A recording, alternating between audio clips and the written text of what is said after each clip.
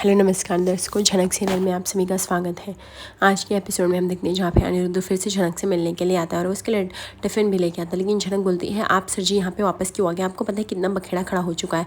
अनिरुद्ध बोलता है, झनक मैं इस गिल्ट में नहीं जी सकता कि तुम्हें सजा मिले। तुम्हें पता है मैं एक साथ तिल मर रहा हूँ। मैं जब तुमसे दूर होता हूँ मेरा प्यार तुमसे हमेशा के लिए बढ़ जाता है। पता है झनक, मैं तुमसे दूर होता क्या फील करता हूँ? मैं सिर्फ तुमसे प्यार करता हूँ, सच्चे मन से तुमसे प्यार करता हूँ। तुम्हें ये चीज़ पता है। झनक बोलती, सर जी अभी इन सब बातों का कोई मतलब नहीं, आप यहाँ से चले जाइए और कुछ भी नहीं। और कोर्ट जो भी फैसला करेगी, अच्छा गलत सही, आपको मेरी फिक्र करने की कोई भी ज़रूरत नहीं है। मैं यहाँ रह लूँगी, मैंने बोला ना। तो मैं यहाँ पर अनिरुद्ध बोलता है, झनक तुम समझ क्यों नहीं रही हो? मैं हो सकता है हम कभी एक ना हो, लेकिन मैं हमेशा तुमसे प्यार करता हूँ, ये सच। और ये हद तक करता हूँ, हद से भी ज़्यादा करता हूँ। ये बात तुम्हें अच्छे से पता है। जिन मायनों में हमारी शादी हुई थी शायद वो गलत रहा होगा, लेकिन प्यार जब भी मैंने किया झनक तुमसे किया। ऐसा नहीं कि मैंने अर्शी के साथ वो बताने की कोशिश पर किया, पर तुमसे जो है ना वो से नहीं हो पाया। पता है झनक, जब मैं तुम्हारे हाथ को तुम्हें टच करता हूँ कैसा फील होता है? ऐसा लगता है जैसे तुम मेरे अंदर हो। तभी हम देखते हैं यहाँ पे अर्शी आती है पुलिस स्टेशन और पुलिस इंस्पेक्टर से अपडेट मांगने आती है केस का, कि केस का क्या स्टेटस है। तभी यहाँ पे इंस्पेक्टर साहब कहते हैं, कुछ नहीं, आज हमने चार्जशीट फाइल कर दी है, कल कोर्ट का ऑर्डर आ चुका है, हमें अब झनक को लेके जाना है। तभी अर्शी बोलती, गुड, वेरी गुड। उस लड़की को वैसे भी सजा होनी चाहिए। वैसे भी एक माँ की लड़ाई है, एक माँ ने अपना बच्चा खोया और उसको भी पता चलना चाहिए कितनी बड़ी लड़ाई है। तभी इंस्पेक्टर बोलता है, एक्चुअली आपके पति भी आए हुए हैं उनसे मिलने के लिए, वो अंदर ही है। ये सुन के जैसे अर्शी का दिमाग खराब हो जाता है। तभी यहाँ पे अनिरुद्ध बोलता है, मैं तुमसे एक बात कहना चाहता हूँ झनक, इतने साल से जो मैं नहीं कह पा रहा हूँ, अटक जा रहा है मुझे, मैं बोलना चाहूँगा। मैं तुमसे बहुत प्यार करता हूँ झनक, सच में एक हद तक करता हूँ। I love you.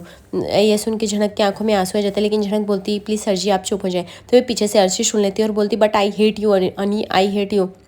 तुम्हारी बीवी होने के बाद भी तुम एक पराई लड़की को आई लव यू बोल रहे हो, और वो भी ऐसी लड़की को जिसने हमारे बच्चा छीना है। अनिरुद्ध, आर यू मैड और व्हाट? मुझे समझ में नहीं आता तुम्हारी प्रॉब्लम क्या है और तुम चाहते क्या हो। तुम्हें पता है हमने अपना बच्चा, सॉरी हमने नहीं, सिर्फ मैंने, क्योंकि शायद तुम कभी चाहते नहीं थे हमारा बच्चा हो या फिर मैं कंसीव करूँ। तभी अनिरुद्ध बोलता है कि स्टॉप इट, ओके, तुम ये ज़्यादा कर रही हो। मैंने कभी कहा कि मैं जो मेरा तुम्हारा ही सिर्फ बच्चा नहीं था, मेरा भी बच्चा था, लेकिन एक बेकसूर को सज़ा क्यों होनी चाहिए अर्शी? तुम्हारे गुस्से, तुम्हारे पागलपन की वजह से झनक आज वो सज़ा काट रही जो वो डिजर्व भी नहीं करती। यहाँ पे अर्शी बोलती, ये डिजर्व करती है और इससे भी बदतर करेगी। I promise Anirudh, I promise कि ये बाहर नहीं जा पाएगी। तभी वहाँ पे पुलिस आती है, वो बोलती है कि ये क्या तमाशा लगा रखा है, आप लोग इतना देर से क्यों चिल्ला रहे हैं? तभी यहाँ पे अर्शी बोलती है, ये लड़की और यहाँ मेरे पति एक गुनहगार को आई लव यू बोल रहे हैं जो कि मेरे बच्चे की कातिल है, और मैं ऐसे खड़ी होकर सुनती हूँ, मैं क्यों खड़े, और आप लोगों ने परमिशन ही क्यों दिया है इनसे मिलने के लिए?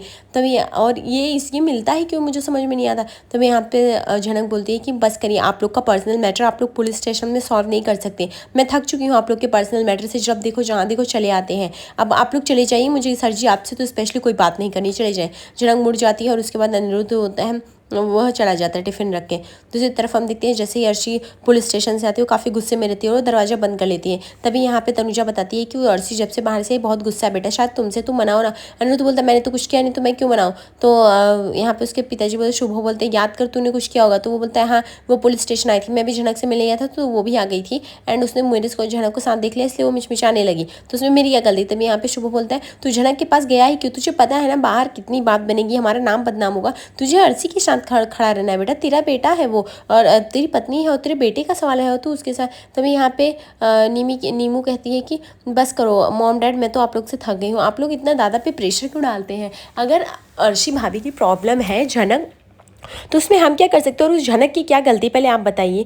अभी इन्हीं सब कारणों की वजह से ना, जिससे मैं प्यार करती हूँ उसके घर वाले से रिश्ते से एक्सेप्टेबल नहीं है, क्योंकि उन लोगों को कोई सोच आप लोगों से मिलती ही नहीं, वो लोग आपको एकदम गलत और क्रिमिनल माइंड से सोचते हैं। तभी यहाँ पे शुभ बोलता है, बस करो निमी, यहाँ पे तुम्हारी बातें नहीं चल रही, इसलिए बेहतर होगा तुम शांत रहो। यहाँ पे तनुजा जो होती है वह बार बार अनी को ताने दे रही थी कि अनिरुद्ध, अगर तो कुछ भी अर्शी ने गलत कदम उठाया, कुछ भी फंसा तो तुम्हारी ज़िंदगी बर्बाद हो जाएगी, तुम जेल पहुँच जाओगे, तुम्हें कुछ आइडिया भी है? तभी यहाँ पे अनिरुद्ध बोलते, पहुँच जाऊँगा, वैसे भी ज़िंदगी मेरी ख़राब ही कर दी अर्शी ने। तभी अर्शी दरवाजा खुलती ही बोलती, हाँ मैंने ही तुम्हारी ज़िंदगी ख़राब की है, मैं कुछ अच्छा नहीं कर सकती ना, इसलिए तुम्हें ज़िंदगी ख़राब कर दी है, ये बहुत अच्छा है। आप लोग को पता है, आप लोग जानना चाहोगे कि आपके बेटे ने क्या किया है? मैं तो अब सच में इसके साथ नहीं रहना चाहती। ये आज जेल में जाके झनक को आई लव यू बोल रहा था कि झनक से वो बहुत प्यार करता है, मतलब मेरे रहते हुए कौन सी बीवी बर्दाश्त करेगी? पहले बताओ। ठीक है ये मेरे साथ नहीं है, मुझे समझ में आता, ठीक है इसको लड़ाई हुई झनक के लिए सॉफ्ट, बट इतना हद तक कौन जाता कि जेल में भी ये अपना रोमांस जो है छोड़ा नहीं, वहाँ पे आई लव यू बोल रहा है, ये कोई अच्छा है? आप लोग हमेशा बोलते हो मेरा बेटा, ये करता है आपका बेटा। तभी यहाँ पे शुभ बोलता है, ये क्या सुन रहा अनिरुद्ध, ये क्या है? तभी यहाँ पे अर्शी बोलती है, और इतना भी करने के बाद भी इसको वो, उसके बाद उसने पुलिस स्टेशन में मेरी इंसल्ट की, मुझे नीचा दिखाए, ये सब क्या है? तभी यहाँ पे बोलती भाभी वैसे भी भैया मैच्योर हैं, छोटे बच्चे नहीं। इफ़ अगर वो आपके साथ नहीं रहना चाहते एंड यू आप भी नहीं रहना चाहते तो आप उनके साथ हो क्यों? डिवोर्स देके अकेले क्यों नहीं रह ले रहे हो? तभी तनुजा बोलती बस कर, तुम हमारी फैमिली ड्रामा को ज़्यादा एक्सपॉइल कर रही हो, तुम शांत होकर बैठो। अर्शी बोलती तुम ज़्यादा ज्ञान मत दो, ठीक है। तब यहाँ पे नीमू बोलती मैंने तो सिर्फ एक सच बोला है, जो सच आप सबको कभी से बोला नहीं जा रहा था, मुँह में अटक रहा था, मैंने वही से सामने लाया। क्या? तनुजा बोलती तुम चाहती क्या हो, मुझे समझ में नहीं आता। तुम चाहती हो अर्शी और अनिरुद्ध का रिश्ता ऐसे ही दुनिया के सामने से बखेड़ा बन जाए ताकि मीडिया वाले इसको एक अलग रूप दे दें? तुम्हें समझना होगा। तभी निमी बोलती मैं ऐसा बिल्कुल नहीं चाहती, और मैं नहीं भी कह रही हूँ कि इसमें सब में झनक की गलती। झनक की क्यों? और हमेशा झनक ही दोषी क्यों? दादा की भी तो है, दोनों एक दूसरे से प्यार करते, सिर्फ झनक को हमेशा क्यों? क्योंकि दादा आपके बेटे इसलिए आप उन्हें बचा लोगे, और झनक एक लड़की इसलिए बार बार सजा दोगे? मैं ये नहीं सहूँगी। और क्यों सहूँ, मुझे समझ में नहीं आता है।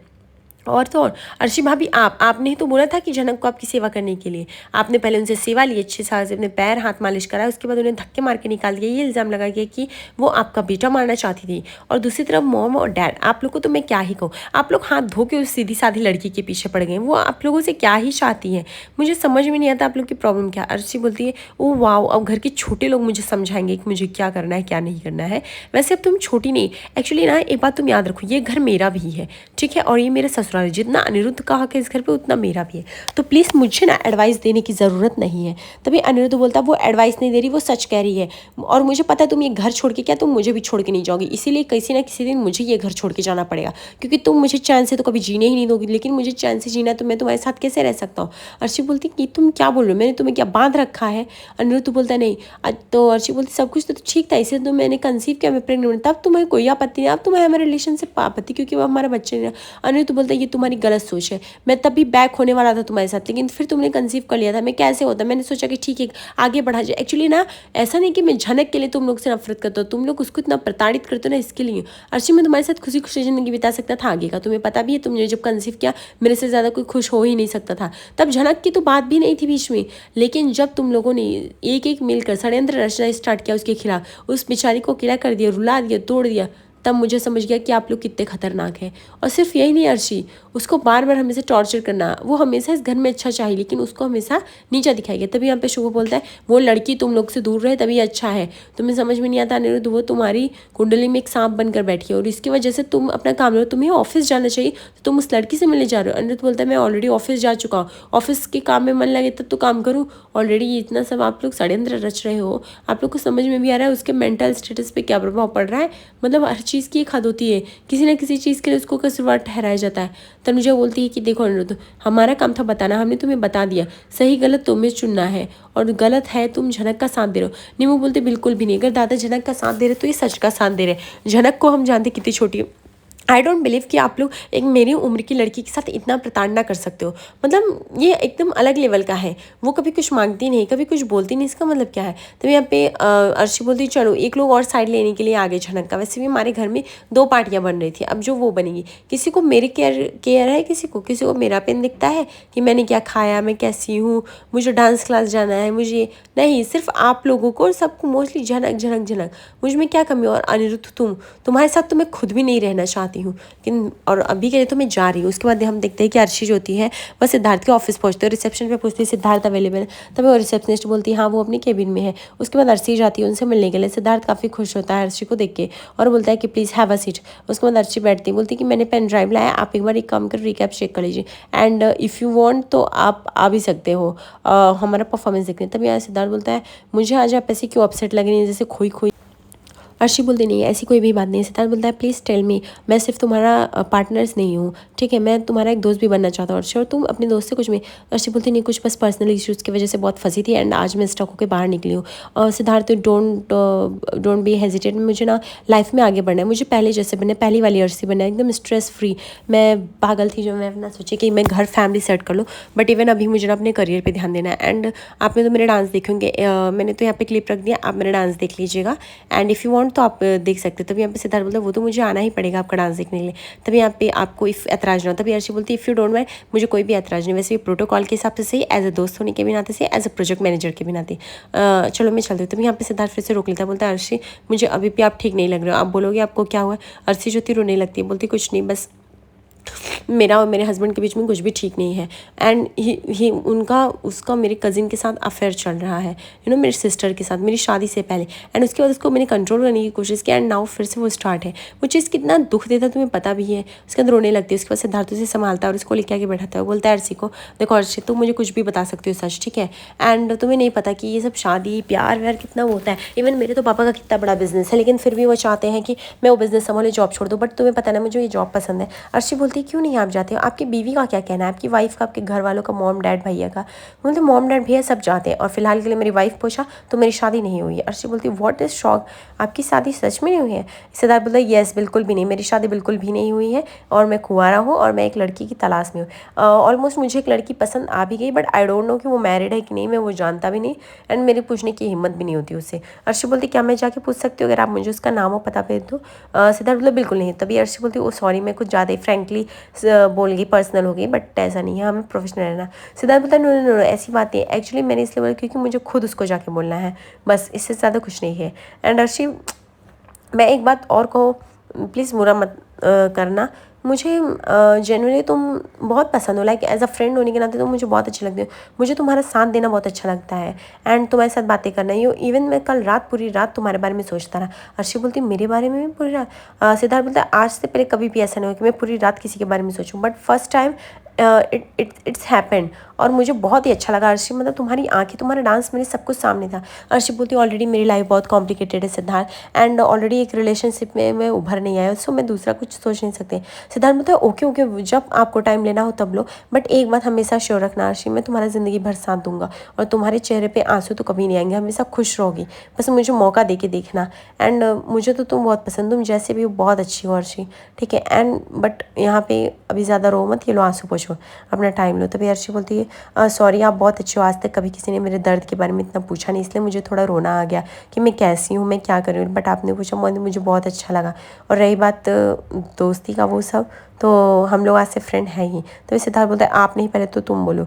अर्शी बोलती हूँ क्योंकि तुम तो आज से हम तुम दोनों फ्रेंड है, ओके, एंड फिलहाल के लिए तो मैं अभी जाती हूँ। तभी यहाँ पे सिद्धार्थ बोलता है इफ़ यू डोंट माइंड मैं आपको ड्रॉप कर सकता हूँ। अर्शी बोलती रियली, वो बोलता है हाँ। तभी हम देखते हैं यहाँ पे पुलिस जो होती है वो झनक को बाहर लेके आती है और बोलती है गाड़ी में बैठने के लिए। तभी यहाँ पे झनक बोलती है क्यों, कहाँ लेके जाना है।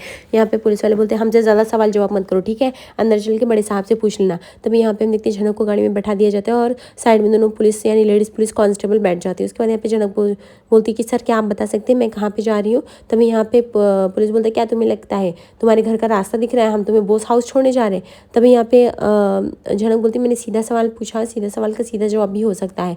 तभी यहाँ पे पुलिस बोलता है हम तुमको जज के पास लेके जा रहे हैं, तुम्हारा चार्जशीट फाइल कर दिया था ना, आज के डिसीजन के लिए वेट कर रहे हैं, इसके लिए तुमको हम यहाँ से लेके जा रहे हैं। झनक बोलती लेकिन मैंने जो क्राइम किया नहीं उसकी कौन सी सज़ा होगी, मुझे तो कुछ भी समझ में नहीं आ रहा है।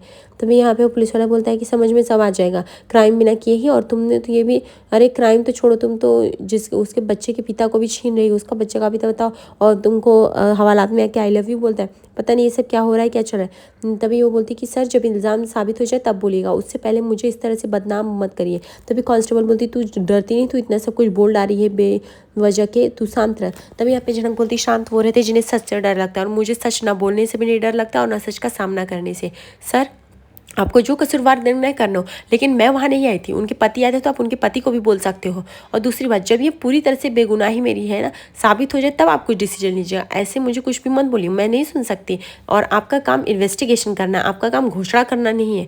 तभी हम देखते हैं आज रात के एपिसोड में झनक जो होती है वो हवालात में गिरफ्तार होकर चली जाती है। आगे एपिसोड पर से बने दोस्तों, लाइक सब्सक्राइब करें फॉर मोर अपडेट।